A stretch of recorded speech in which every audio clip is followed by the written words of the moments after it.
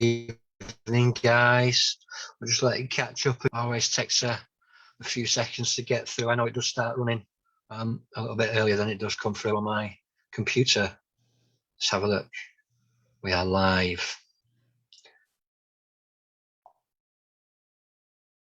We are live. Good evening, guys, and welcome to the Accidental Journalist Live and Undrugged, Series 3, Episode 5. Tonight we are with motivational speaker, author, best-selling author, Joey Pagano. Hi, Joey. Thanks for coming on, mate. I'm definitely glad to be here and look forward to the podcast and the show. Cool. I like to take my guests back to the start of their journey. So we go right back to the start of your journey and go from there. Oh, all right. You know, like I said, I could never lose sight of my past. It's buried in my heart, you know. And I tell you what, I'm from southwestern Pennsylvania in America. It's the like I said, the southwestern corner, and you know, it's rural, very rural area. And you know, I grew up in a little town called Charleroi. It's a little Belgium town, and you know, it was a good town, good family, and I tell you what, I grew up with my own trauma and you know, different forms of abuse from the past, and you know, I came up, and like I says, I wasn't that kid that just told my parents, like, when I was a kid, where or I want to grow up and I want to be a junkie. I never said that, right? You know, but I found myself in the pits of hell, we'll call it, and I believe that hell isn't just somewhere you could go, but it's what I carried around with me for 22 years, right? 22 years, and I couldn't stop using. I couldn't stop using it, and I found myself in moments that you know, that suicide was very attractive. You know, just ending my life was somewhere that I wanted to go there, because I couldn't see myself making it another day. You know, couldn't see it. I just I felt the hopelessness. I felt the despair, and I couldn't make it. You know, and the disease of addiction would wake me up at night. It would, you know, it like, you got to get up. It's 5 a.m., Joey. Wake up. And it would tap me on the shoulder. And the disease of addiction is so powerful. And I tell you what, and it just gave orders. And I suited up for duty every day, right? And I marched to the beat of the drum.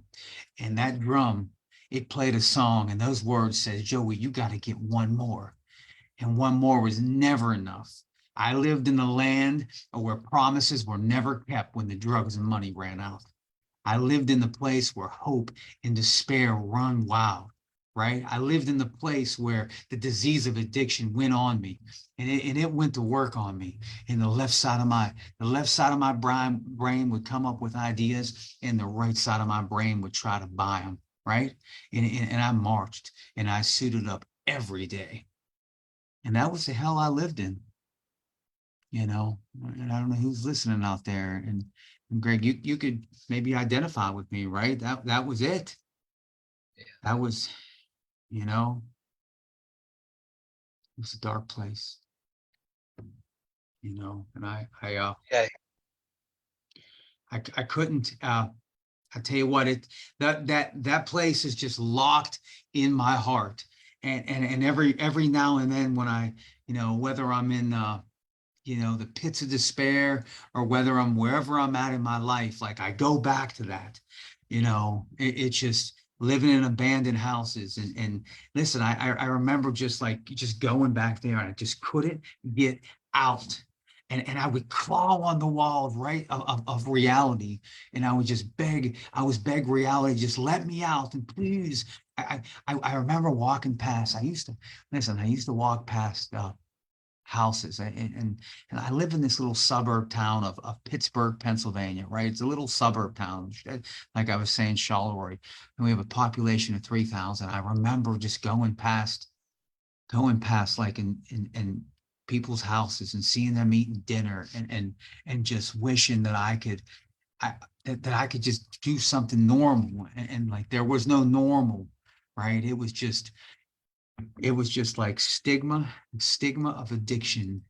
It made me who I was, and I was locked in a closet and locked in this closet. I couldn't get out, and the bonds of stigma of addiction, right? It was, you know, addicts weren't looked they weren't looked at it in any kind of favor, right? I was the epitome. I was nothing, and I couldn't escape, and I just couldn't get out of my own prison. And the craziest thing is the lock of my prison, the key to that lock was in my pocket, and I couldn't pull it out. And I try to pull that key out, but my brain just told me, Joey, this is as good as it's gonna get, and you need to stay here.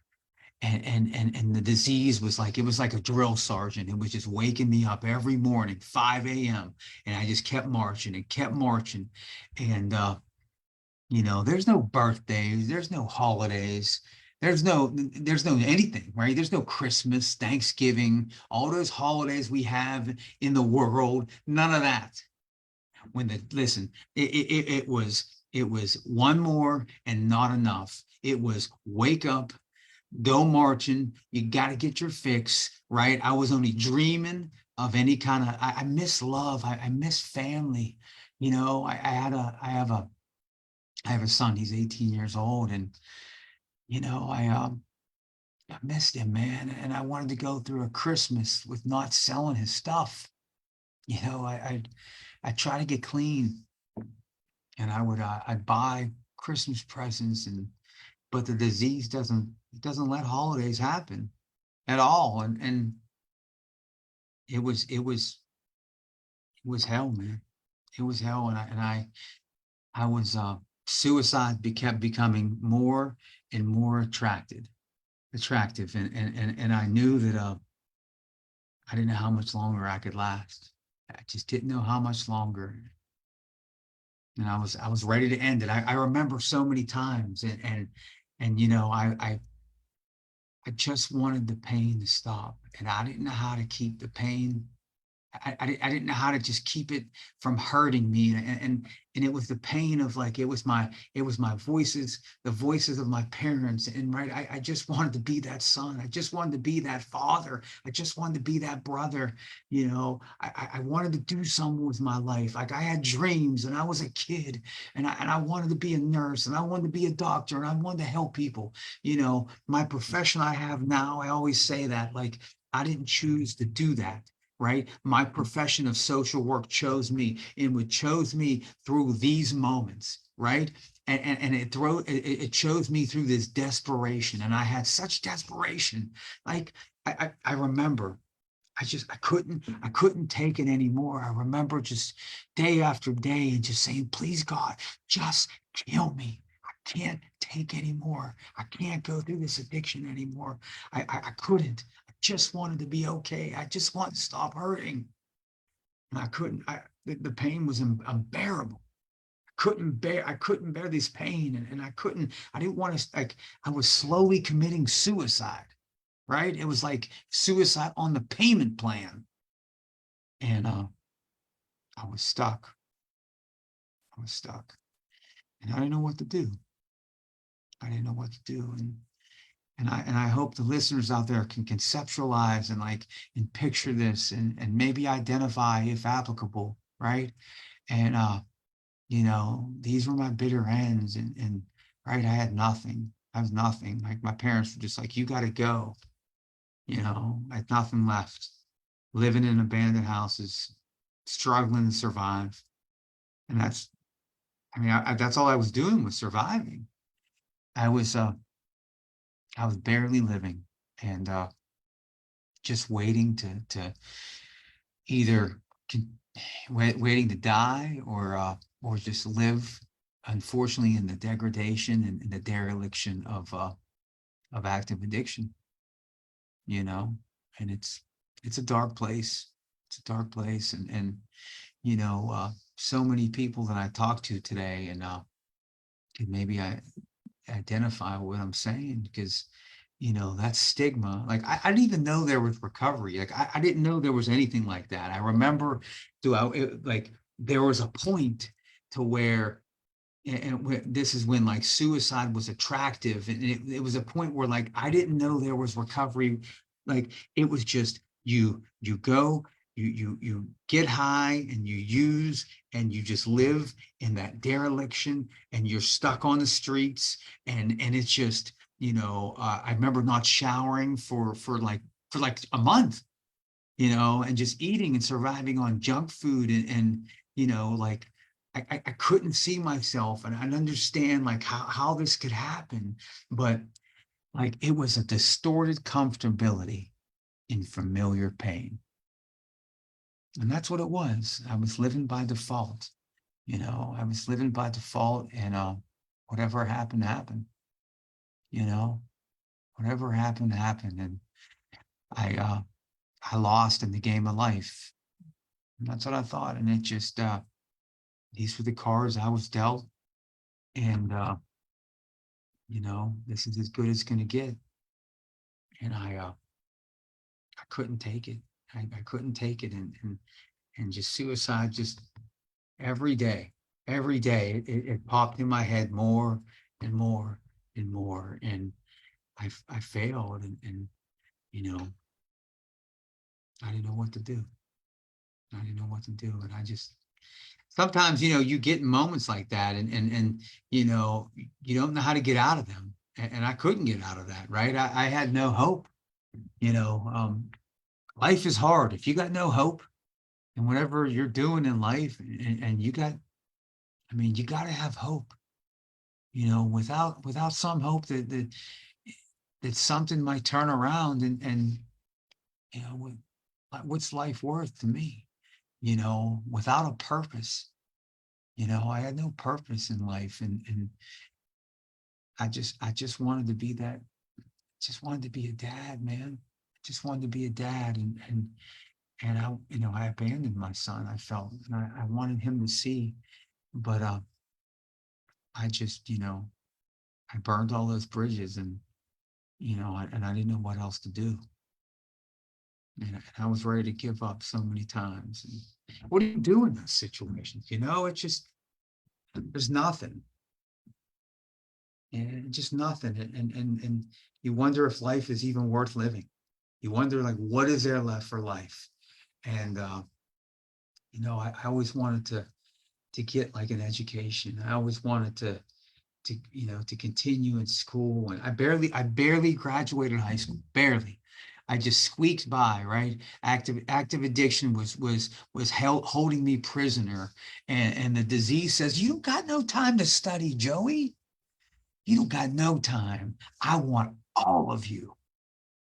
You got a job, and your job is to get one more, and one more is never enough. Whatever that substance is to maybe a listener out there, that's what that was to me. And addiction is so powerful, right? It was just like one person uses for me, but the whole family suffers, right? The whole family, right? And I couldn't show up for my family, and my family was disowning me, right? And I remember like I didn't know what else to do.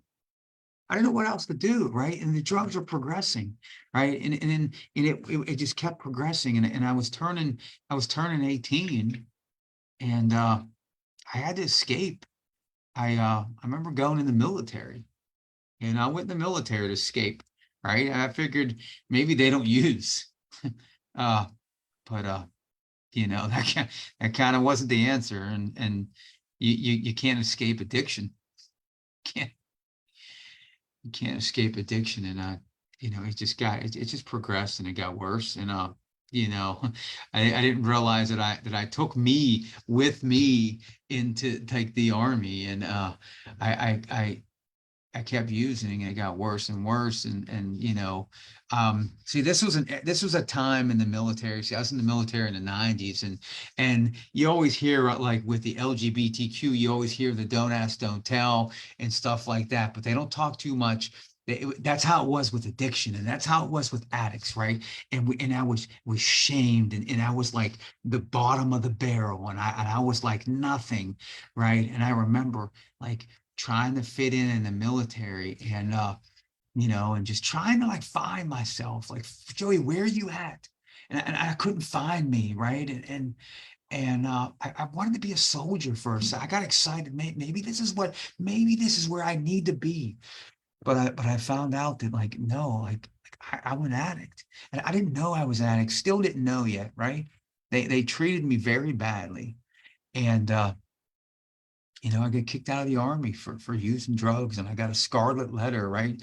And other than honorable discharge, and they dropped me off at, like, I remember them dropping me off, and like I said, I didn't imagine this. I don't even know I'm an addict. I have the disease of it. You have the disease of addiction. You have no idea you're an addict. You're using, right? And you're getting thrown out because you can't stop using. You weren't offered recovery. You don't even know there is, like I said, you don't even know there is recovery, right? And then the next thing you know is they're dropping you off on the interstate where you have to walk tens of miles to anywhere. You're in a foreign place. You know what I mean? You can't stop using, and the disease is like, I told you, Joe. I told you you were worthless.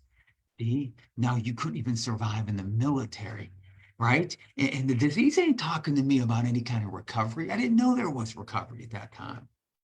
I didn't even know there was, and I didn't know what recovery was or anything, yet alone that I was an addict, or like that, anything like that. I mean, all I knew is, like, you're this, right? And you're this low person, and we're just going to kick you out, and we're going to send you back to where you came from, right? And it doesn't matter, and there's nothing for you. You're worthless, and I have no self-worth, no self-esteem, nothing.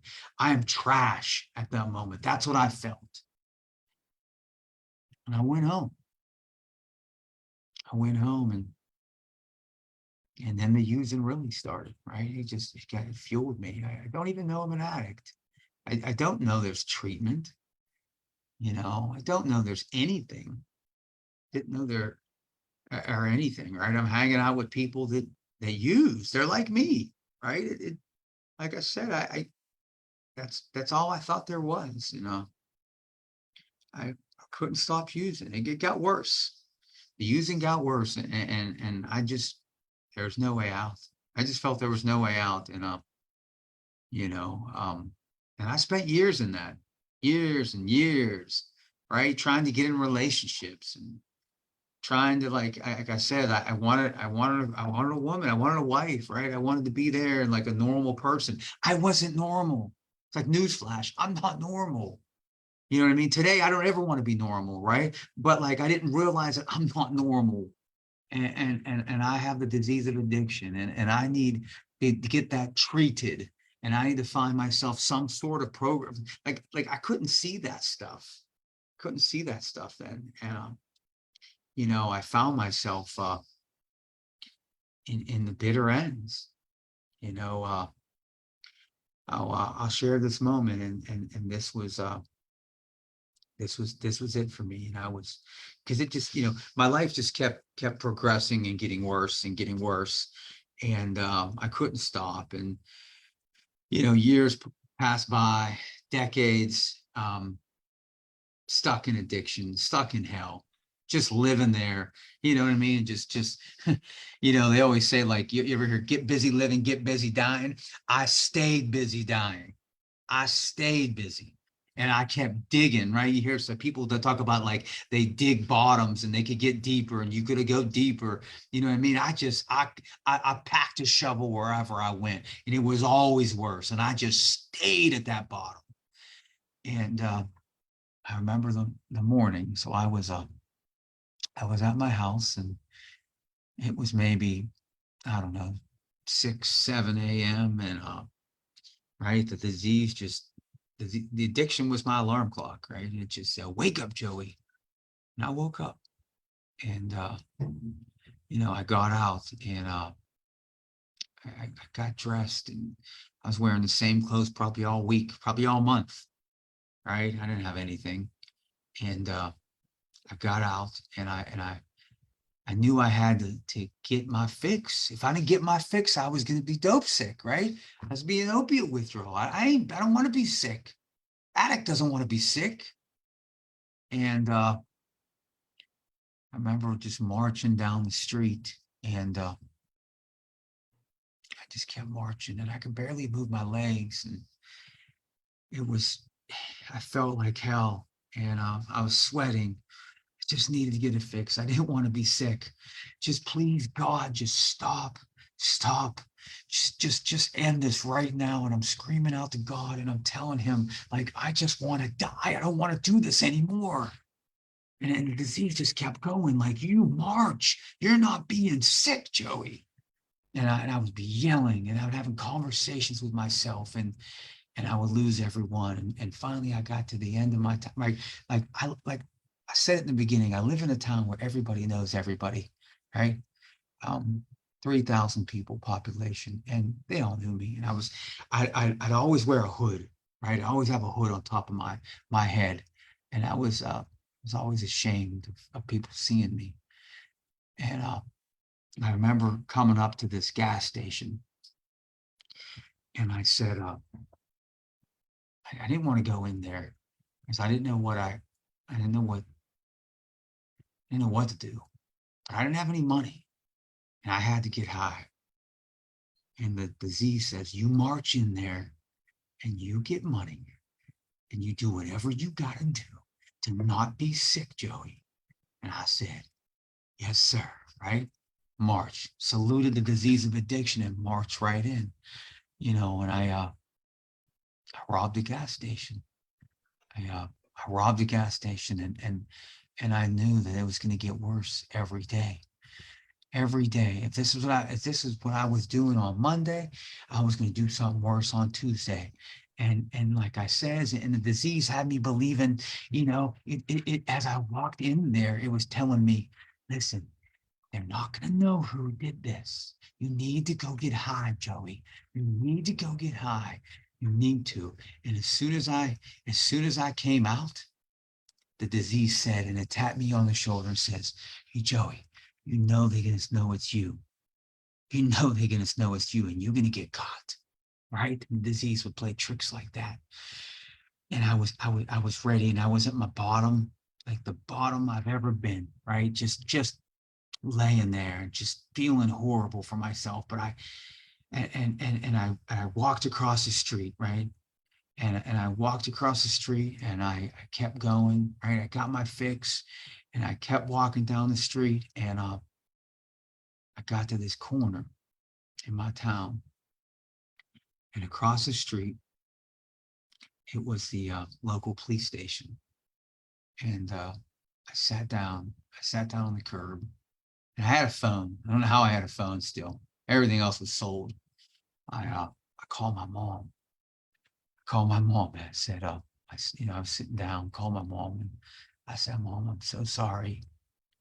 I'm so sorry, but you're not going to see me again. And um, I failed you, and I failed you as a son, and I'm sorry. I says, I just robbed a gas station. I can't stop using. It's going to be bad. I need to kill myself now. And I hurried up and I talk real quick, and she's screaming, please don't go nowhere. We love you. And I said, no, I'm going to end it right now. I says, I'm sorry. And I hung right up. I hung the phone right up. And, just looking back, like, how did I do that to my mom? How do you tell your mom you hang up? And, I put the phone down and bowed my head, and I was ready to just end my life. And next thing I knew, I felt I was being carried across. It was like I was getting carried across the street. Like it was like a will of my, like a not on my own. I don't know, I know I did it, but I don't know how I did it. And it was like a moment of clarity, a spiritual awakening, a moment where like my life was, I didn't know what was happening. And I walked across the street, and I walked in the side door of the police station, and I walked in there, and I was looking all disheveled, and I looked bad. And I said, can you please just arrest me? Because I'm going to kill myself, and it's going to get worse every day. I'm the guy that robbed the gas station. I can't stop using. Just please take me. And the police chief was there and another guy, and they took me into custody. And I said, they looked at me and like, are you crazy? What are you doing? I said, listen, I'm tired of getting busy dying, and I want to get busy living. And I've been clean ever since. I've been clean ever since. And that was my moment, man. That was a moment that it changed my life. It changed my life, and I wanted to live. I wanted to live, and I wanted to help all the people I could. And, you know, my life was changing. My life was changing, and that moment, I realized that, like, our in life, right, as a human, like, our struggles do not define me, right? My struggles do not define me. They refine me into who I am today. It shaped me. That moment shaped me who I am today, and made me realize that, like, that it just doesn't define me.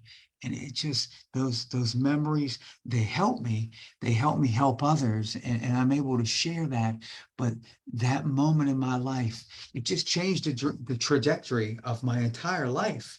I was able to just get busy living. And listen, that is exactly what I did. you know Listen, my clean date is June 1st, 2013. And that is the moment that I became alive, and that is the moment that I feel like I was born. And those struggles helped me. They made me who I am. And like I said, and I wouldn't take back anything. As horrible as those 22 years of active addiction that I just told all the listeners, and told you, like, as bad as that was, I wouldn't trade any of it. I wouldn't trade any of it, because it made me who I am. And I wouldn't have chose what I do and who I am today. I would have never chose that, right? Why would I ever want to help people as a social worker? Because, I mean, I would never pick that. But like I said, some things in life we don't choose, they choose us. And I believe that. I believe that. That moment just made me who I was. And I still have flashbacks here and there, and I think that I'll always have that. I'll always have moments that I go back to, and it keeps me centered. Keeps me centered. And that was the darkest moments of my life, and you know after that moment, and after that, those hard won experiences, and those bitter ends, I'll tell you what, I was filled, right? I went from that desperation that I just told everyone, the desperation, to passion. And I believe passion is like that God within, right? It's that energy that I was on fire for recovery. And I didn't look back, right? I told you, I barely graduated high school. I remember, getting some clean time, and enrolling in school, and just going part-time at the time. And I couldn't see anything past, today, but I found myself just having some faith. I stayed in school, and like I said, like, social work picked me. Um, I got involved in a nonprofit recovery group called Club Serenity Inc. And I became the president of that. And it's like a recovery group that has came to fruition from something small that I helped it get to where it's at now. Right. I mean, I was getting excited. I'm from a town that stigmatized addicts, and addicts didn't have a good name. And so I'm in this recovery group, and I'm the president, and like, I want to make us like a legitimate entity in the recovery world and make us like some kind of business. So listen, I didn't have schooling at the time. I barely graduated high school. I remember like teaching myself how to write grants and how to form a 501c3, a nonprofit entity in America. I remember I taught myself that from watching YouTube, and I taught myself like legal stuff. So I'm on fire for recovery, and I get excited with people from the area, and then these guys and girls, they joined our recovery group, and now we got like we're like recovery cowboys, and we're just running around and just trying to help people, and nobody's getting paid, right? We're just like recovering our butts off, right? And I used to go to the city had a council meeting, and it had all the stakeholders in the city, and I go there and I would speak for the addicts, and I was like, listen, we need housing and we need transportation. And there's so many disparities in our area, right? These disparities have hurt us, and addicts need help too. And I would advocate, for us. And, I did whatever I could. Listen, people thought I was crazy, and I probably was. I got my whole car. Listen, I have a car, and I had like this Dodge Dart, and it's this red Dodge Dart, and I got these decals. They have these car wraps, and people get them all over their car, and I got the car wrapped with this phoenix, and this phoenix is like an addict. It rises from the ashes, and it had these hands that come like this on the front hood, and people, like, it was like the recovery mobile, and I'm driving around just helping people. You need to go to treatment, let's go. Fill up with gas and taking them to some kind of rehabilitation unit, and I'm just helping people. You need food, let's figure it out. And I'm like a recovery cowboy helping, and that went on. It went on for years, and I'm helping people on a large scale, and I'm making a difference. And I'm excited about recovery. And like I think that life is built up in seasons, right? And not seasons like winter, summer, spring, fall. I think there's seasons in our life where, one thing might not be good for one season, but it might be good for another. And I think the universe, God, however you want to say, like, it pushes us into different seasons. And like, that's what happened to me. And I got, right. I remember I'm the president of Club Serenity, and I got pushed out of that season, and another door opened, and I was being able to be of service in different areas. And I felt like, listen, I need to be of service more with my family, right? And I met a girl, and she was in recovery, and like, I didn't pick her, my girl, right? It was, like I said, that was another thing. Like, someone else told me, like, you should date Jody. And I was like, Jody's my friend. And like that, it just happened like that. And it was like not me doing the choosing, me getting chosen.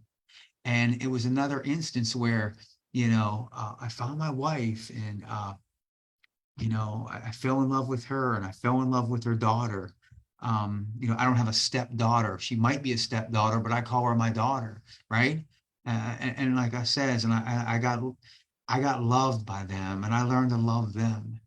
And I got pushed into that season. And I remember just, trying to want to serve my family better. And something told me, like, listen, like, you need to go to school full time. You need to increase your schooling. And I said, why do I want to do that? And and I felt just to serve my family, and I got excited, and I kept going to school, and I stayed involved, and I got another degree, right? I got associate degree. It's my first degree. And around the same time, the agency that I was in outpatient treatment at hired me.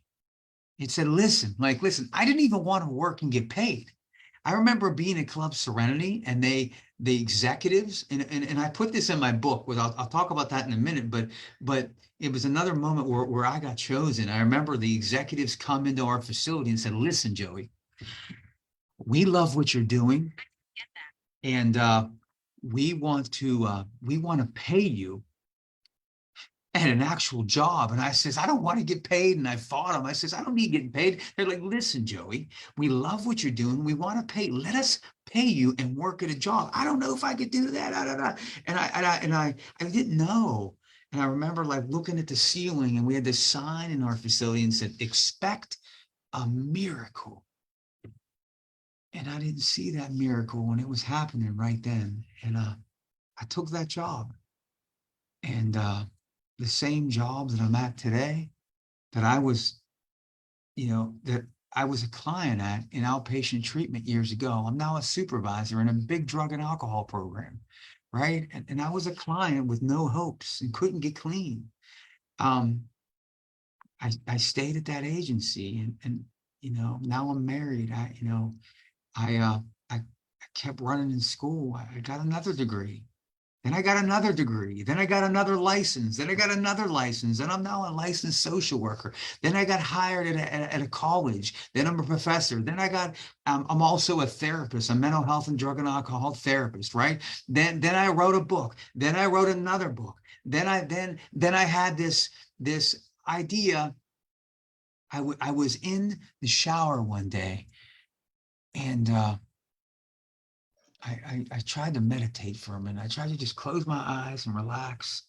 And I opened them back up, and I felt it was like someone was tapping on me on the shoulder. And it wasn't the disease of addiction. I felt it was just a message getting conveyed to me.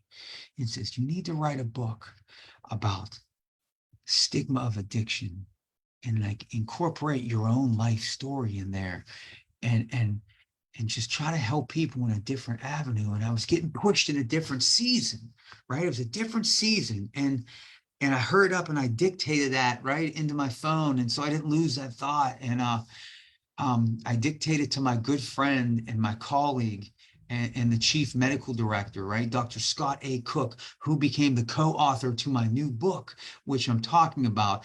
And he said, listen, we need to write a book. We need to do that. And our belief system, is about, they align, right?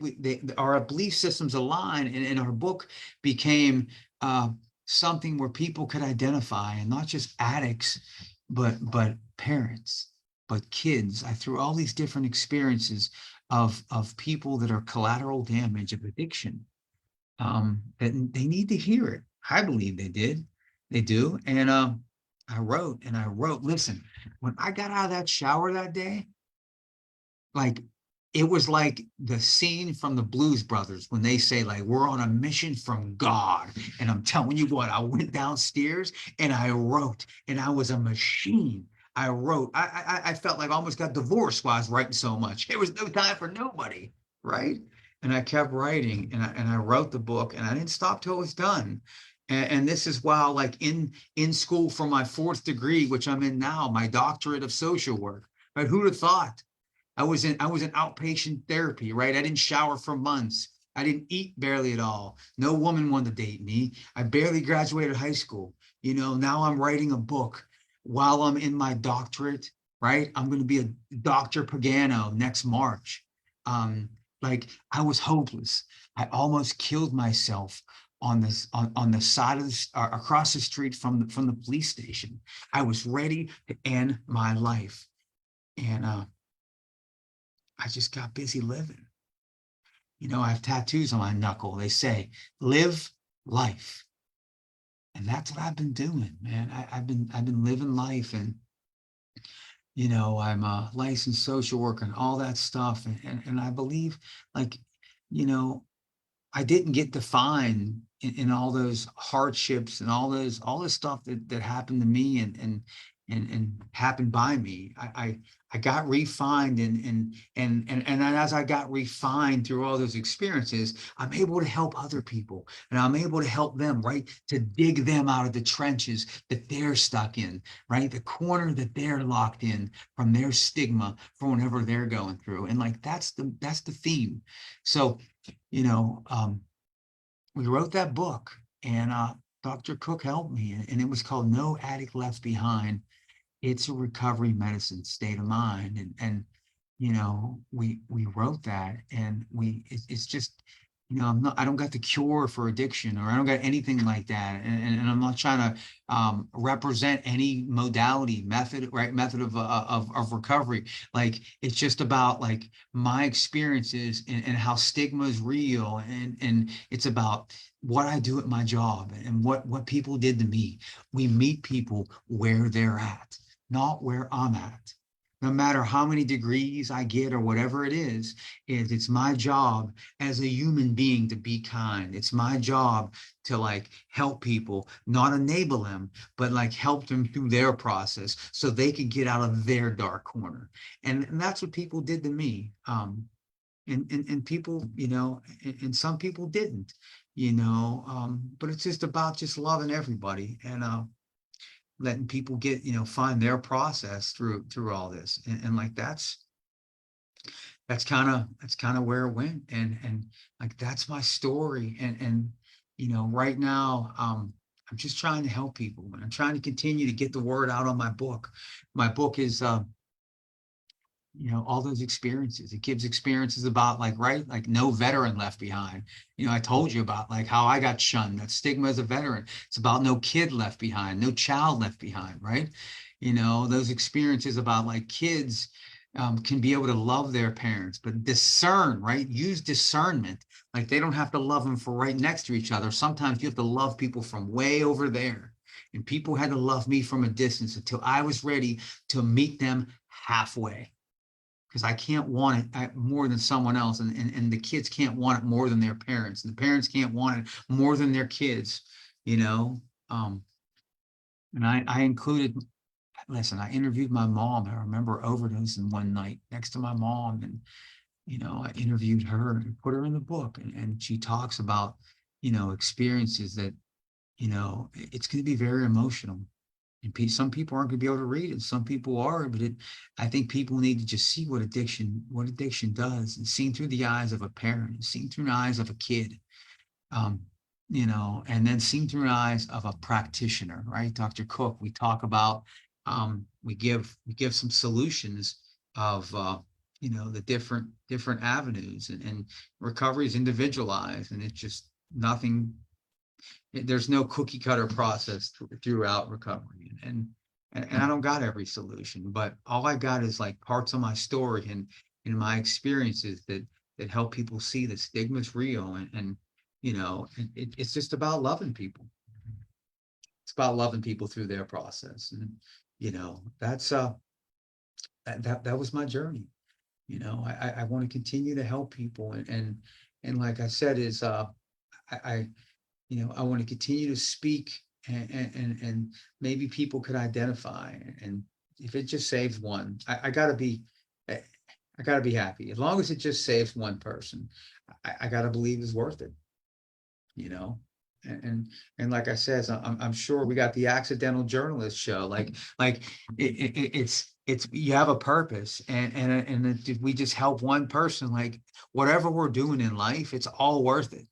It's all worth it. And at the same time, it helps us. And it, it just, we're passionate about what we do. And that's what people need. People, I got inspired by people, just like I'm sure I inspire people. And, it's, we have this stuff in our lives, for reasons. And I think people need to see that. I don't got all the answers, but, listen, the one thing I always hope people could take from me is just, it's just loving someone. Love someone till they're ready to love themselves. And sometimes you got to love a little more. And there's some people that just need an extra hug. And they're just, people just need our time. I mean, I think that's like, we're on this earth just to be kind. And I think that's what it is. And that's what I try to do. It's what I try to do to people in my professional life, in my personal life, um, and especially in my family life. I try. Listen, I went to school. I did well. The miracle is not just me going; it was my wife seeing me go. Right? Me and my wife had back-to-back graduations. She's seen me go. I got my master's. She got her associate. Back to back. She didn't plan on school. School chose her. right? And she saw my miracle, right? My daughter, who she's a 14-year-old kid. She's not a big fan of school. But she saw her parents, right? She saw her parents go, and maybe like she picked up her schoolwork a little more. Like that's what it's about. It's about like, seeing that and being that example, right? And like I said, and like letting my daughter in her autonomy and letting her be her, because I learned how to do that through my life, and letting her like develop into the girl she's going to be, right? And if she does, like I said, and she knows that her parents went through these hard won experiences, but and we're always going to be there. It's about just being able to communicate with our kids, and because it's about no kid left behind, no daughter, no son left behind, right? And when they struggle, their parents are there and they have their own experiences, but like I don't need to be up on my high horse and tell them what they have to do. There's some things they have to do in life as a kid, but I try to be, effective in my communication to her so she could see. And I learned all this stuff from my own experiences, right? From my own, just it's about meeting someone where they're at. It's about principles and social work principles such as self-determination, right? It's about self-determination. It's about empathy. We hear about being trauma informed, collaboration, empathy, compassion, all those principles to let people be who they are and escape from their own dark corner. If my daughter turns to addiction one day, she knows that her parents, right? I can't stop her, and I'm not going to go crazy thinking that I can keep her in some kind of corner and stop her. She's going to make a choice at some point, but her parents, I need to be the parent, like the father that is there open with communication and there to love her and not shun her and not just be that dictator, but instead be that loving parent, and to try not to judge her, be that parent, right? I got to be that protector and provider, but at the same time is she knows she could come to me if that happens. So I really try to work on that, and all these hard won experiences have shaped me into who I am today. And that's that's who I am. And um I'm grateful. I'm grateful for this, for my life, like every bit of the pain, every trial, every tribulation, the jail, when I went to jail, when I where every time I was dope sick, every time I almost killed myself, every time my parents says like, you gotta leave, we don't want you around here anymore. I needed that. I needed that. Um, I don't know if I'd have made it without that. You know, it just built me in who I am today. And today I'm a loving father, and I'm a loving son, and um, I'm an addict, and I'm everything else. But most of all, I'm human, and I made mistakes. But once again, like, and I can't stress, like, there's no failures. There's no failures at all. There's just delayed successes, and that's me. And I believe that in my heart, and I believe that passion is that God within, and I try to stay passionate about and have convictions in my belief system, and social work is in my blood, and I just believe it chose me, and that's just who I am today, and I'm just happy. I'm just happy to be who I am today, and you know I'm just grateful, and I try to convey that gratitude in with my life and my actions and how I live, and how I practice whatever, in therapy, whatever I'm doing. So I try to convey that. It's about unity and love, and unity and autonomy, not like uniformity and dictatorship, but it's just about love. It's just about loving people and being kind.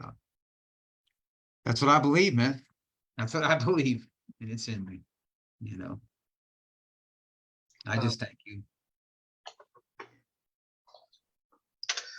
Wow. Yeah, thank you for being so open and honest. Um, I can appreciate your story. on many levels. I can, our stories are different to a certain level, but I can, I know about that hopelessness Hmm. and the jails, institutions, and death Yes. is where it took me. And, for me, my first moment of clarity was 27th of June 26th of June 2014.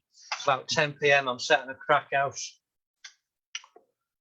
and I've lost everything in my life. I've my marriage, my children, everything. I'd lost everything. All respect from the community that I lived in. I'd had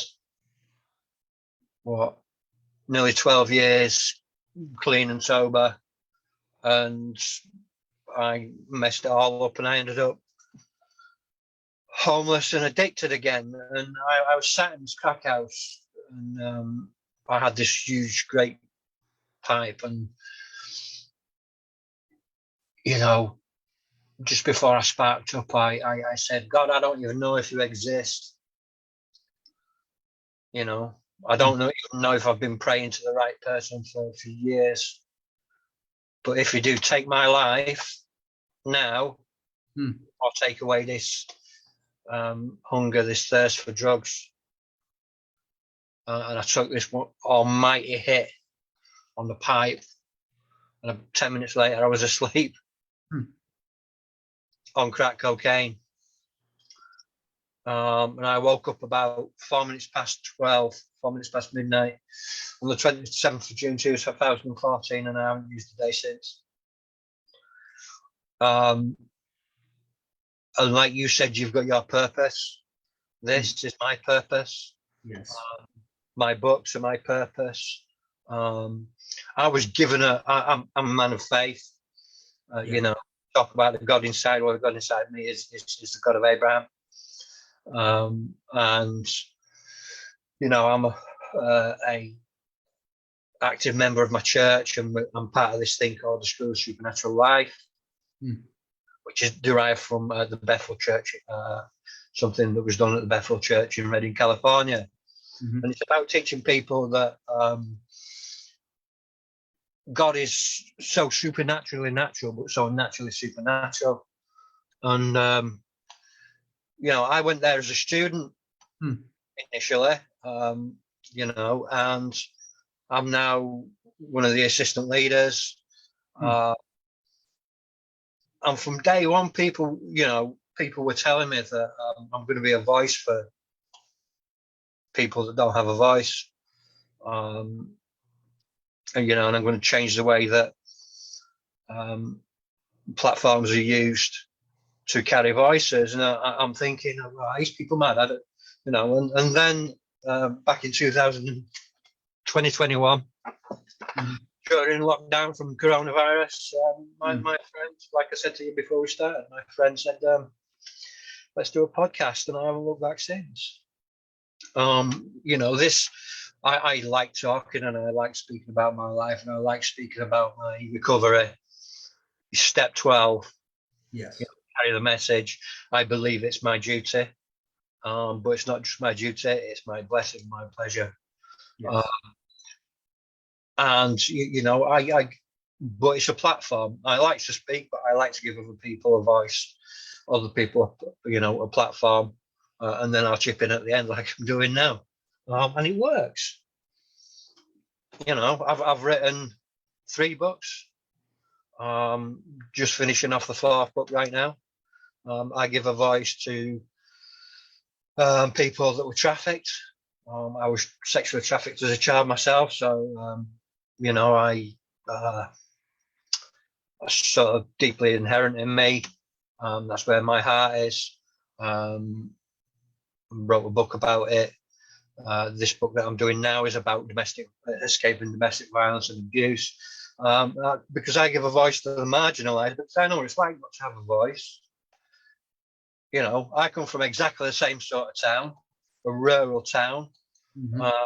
You know, I live in a, you know, I live miles away from where I grew up. I grew up in a place called Yorkshire, which is very rural, and mining towns.